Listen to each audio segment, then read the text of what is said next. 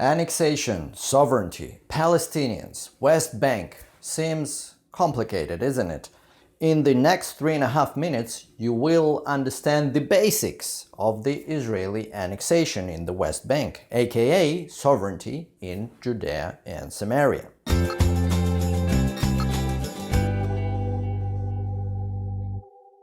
Shalom and welcome to the Shaliach show. So, the annexation of the West Bank, or as Israeli government calls it, applying Israeli sovereignty to Israeli-controlled parts in Judea and Samaria. Judea and Samaria, or West Bank, is the heartland of the Jewish heritage, a burial place of Abraham and Jewish forefathers and mothers. This is where God promised the land to Abraham, where Jacob had his dream, and where Jerusalem stands in its glory.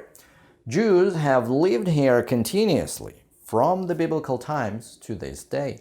Judea and Samaria is as meaningful to Jews as Tel Aviv, Haifa, or Eilat, if not more. Let's look at the map. On any given atlas or on Google Maps, you will always see that dotted line carving out what is called the West Bank.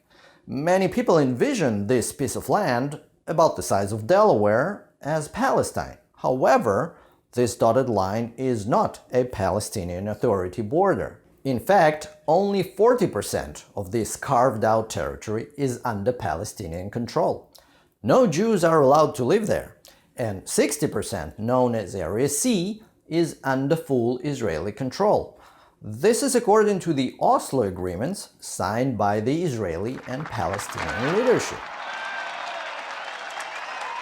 They even won the Nobel Peace Prize for that map and for that 40-60% division in 1994.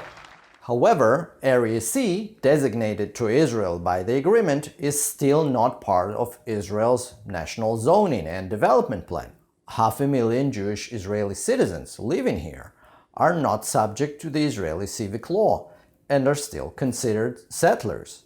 Applying Israeli sovereignty extends, therefore, the Israeli civic law to Israeli citizens and declares the territories in question as a legitimate part of sovereign Israel, just like Haifa or Tel Aviv.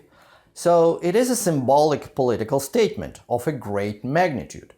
But do not expect Israeli citizens or troops moving in. They have been there from day one. Good, bad, you will hear a lot of experts who will pinpoint the pros and the cons. Retired generals on both sides will argue how strategically beneficial or dangerously irresponsible this move is. Political experts will predict the end of the peace prospects, or quite the contrary, an opportunity for a new paradigm. International law experts will claim a clear illegality of annexation, while others will object and claim a clear lawfulness. And I think this is not an expert issue, but rather a question of values. Join me in my follow-up videos on that controversial topic.